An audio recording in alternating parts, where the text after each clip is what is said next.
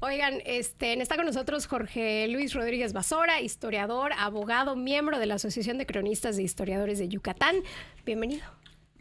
Gastón, Viridiana. Ahí está, perdón. Ahora, pues sigamos hablando un poco de historia. Sí, Ya. por favor. Sí, y Crónicas además- de Yucatán, sígalo en Crónicas de Yucatán, es imperdible. Un nombre que todos hemos escuchado por el estadio, que es Salvador Alvarado. Exacto. Pero, o sea, la escuela Salvador Alvarado, el estadio Salvador Alvarado. Antes había una estatua de Salvador Alvarado aquí en la 60. ¿Y no estuvimos contra él? Claro, sí. ¿Y por qué le pusimos su nombre a un estadio? Porque al final se convirtió en un personaje muy importante para la historia de Yucatán. Un hombre pues él era revolucionario, Sí, sí. pero no solo por pertenecer al grupo de Carranza y la Revolución Mexicana, sino porque junto con Carrillo Puerto después fueron hombres que revolucionaron la vida en Yucatán. Ok. Pero efectivamente, esa es la parte curiosa de la historia, que nosotros al principio le teníamos miedo a Alvarado, o sea, los yucatecos, y no solo le teníamos, bueno, y fue tanto el miedo que se le tenía a Salvador Alvarado, que incluso decidimos salir a combatirlo para que no llegara a Mérida, a Yucatán. ¿Quién lo manda? Él lo manda a Carranza. Recordemos que Madero es asesinado por Huerta. Sí. Carranza y otro grupo de revolucionarios, entre ellos Salvador Alvarado, se levantan contra Victoriano Huerta, lo derrotan, pero la revolución lo sacan de la Ciudad de México, pero es cuando dicen la revolución todavía continúa. Carranza tenía que combatir todavía a Francisco Villa, a Zapata, y necesitaba, pues, primero pacificar a todo el país, que todo el país estuviera bajo su mando, y otra cosa muy, muy importante, también necesitaba dinero.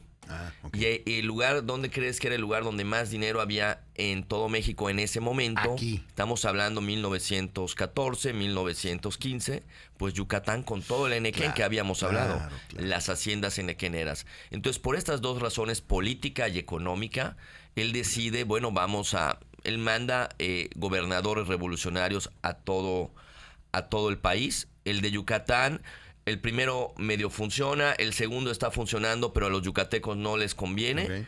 Y lo sacan, dicen, no, aquí no aceptamos órdenes de Carranza. Y es cuando Carranza dice, aquí esos yucatecos siguen con su separatismo, Exacto. vamos a hacer algo y necesito que Yucatán sea parte de la revolución. Nos interesa su dinero. Bueno, Entre otras políticamente y el dinero también. El dinero nunca sobra. Yo creo que el dinero nunca sobra, y más cuando estás armando una revolución. Sí, claro. Y nos manda un jefe de su total lealtad, muy eficiente en el campo de batalla, que es Salvador Alvarado. ¿Cuál es el detalle? Los yucatecos no querían, tenían muy malas ideas de Carranza, especialmente pues los hacendados enequeneros. Recordemos que los anteriores gobernadores de Carranza habían pedido préstamos económicos. O sea, sabíamos que íbamos a financiar la Revolución Mexicana. Recordemos que la Segunda Guerra Mundial la Primera Guerra Mundial ya había estallado.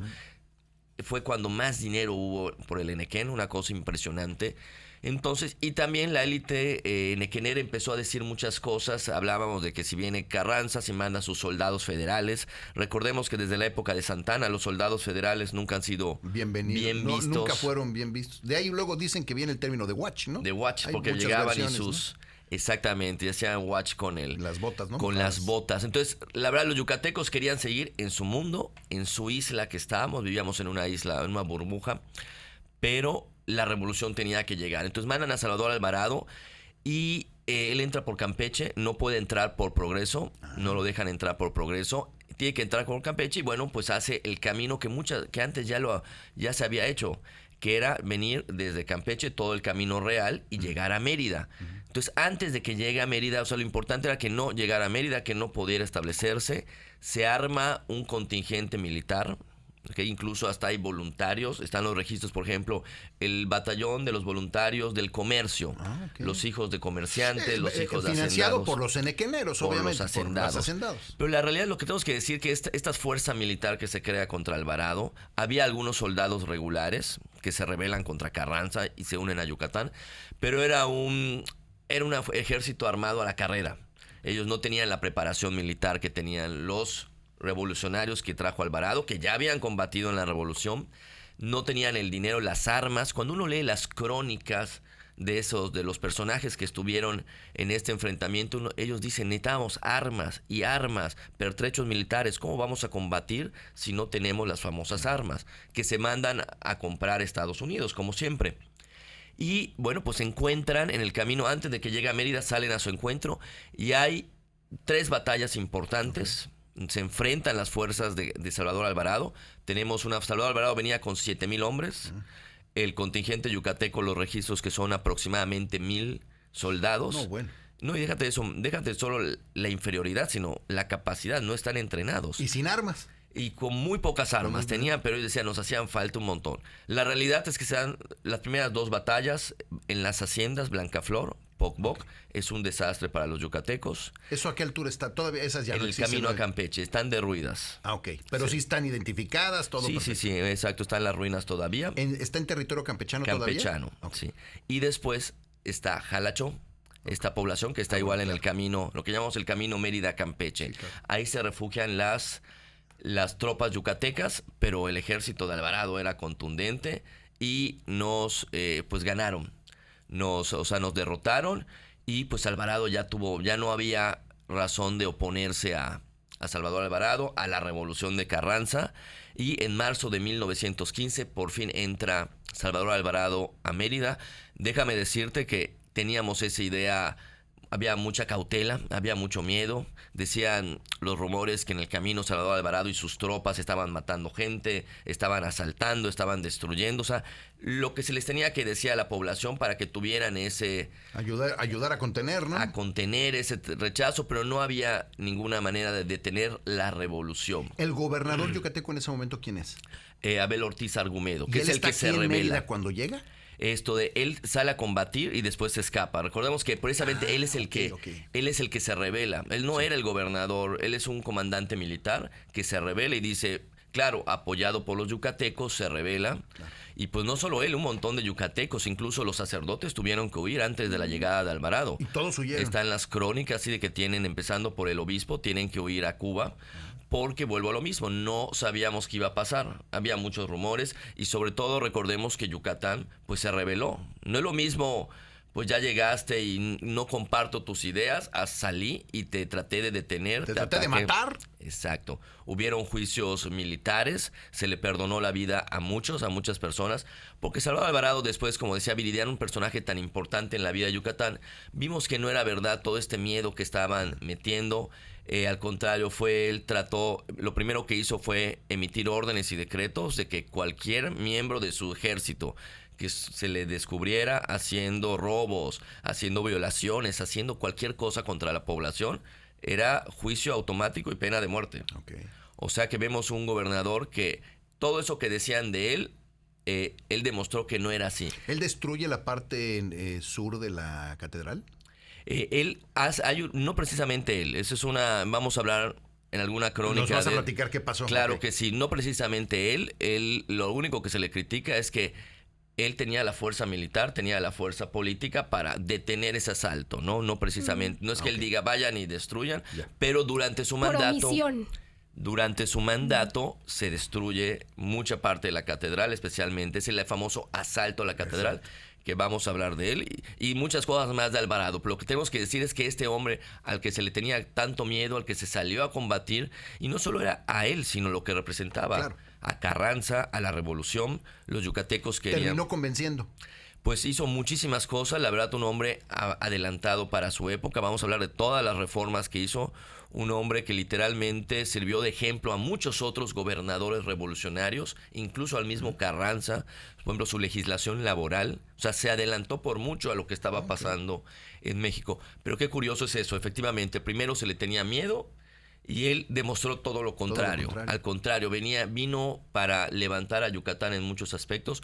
Lo más importante, el comercio del Enequén, la producción no se detuvo. Continuó y fue el momento donde más dinero entró al estado de Yucatán. Con él llega la revolución a Yucatán. Esa es una teoría. Hay quienes no lo aceptan, hay quienes dicen que desde antes ya había llegado. La realidad es que ya con él ya nos adherimos a todos los planes revolucionarios. Yucatán vuelve a formar parte, digamos, nos separamos por un momento y ya no se vuelve a separar nunca. O sea, que podemos decir que con él ya se estableció. Si con él llegó o no llegó, si él nos trajo, lo que tenemos que decir es que con él se estableció la revolución en Yucatán. Mi pregunta de siempre, ¿héroe o villano? Pues para los yucatecos es un héroe. Lo tenemos como un héroe por todo lo que hizo, ¿no? Al principio, es ese personaje que primero, como ese amigo de la escuela que primero te cae mal. Como el bully, que te decían que era el bully. Y después resulta que es tu mejor amigo, hace muchas cosas. Por ejemplo, el primer congreso feminista, por ejemplo. Sí. Él lo llama y muchas otras cosas que podemos hablar sobre él. Era liberal, ¿no? Sí, completamente. Un liberal, revolucionario liberal. Oye, Jorge, se ganó el nombre en su estadio. Sí, mínimo un estadio, muchas escuelas. Muchas, sí, hasta universidad hay con su nombre. Oigan, tú sí sabes. Yo estoy aquí invitado. Jorge, fíjate que ayer platicábamos sobre el orgullo yucateco de todas las cosas inventadas en Yucatán. Bueno, hasta Tomás Alva Edison resulta que nació en Yucatán, casi. El fonógrafo y que lo registraron en otro lado y por eso se lo llevaron. Hay muchas cosas que han sido inventadas en Yucatán y algunas han de ser ciertas y otras no mucho. Teníamos una discusión con el pelachinas el día de ayer, que Gastón dice, eso es un pelamanzanas. Que existe hace 300 años en Estados Unidos.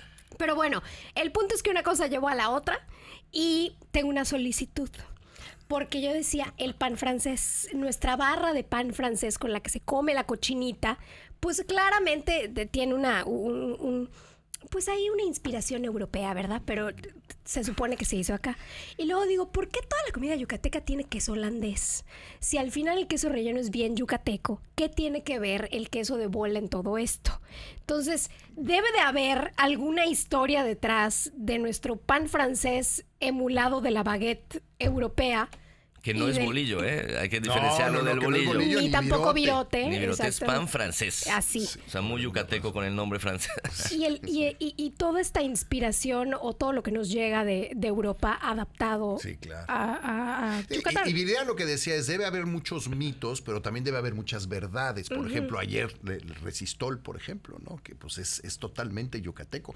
Ya contactamos a la viuda de Don Resistol. De Don Adolfo Patrón.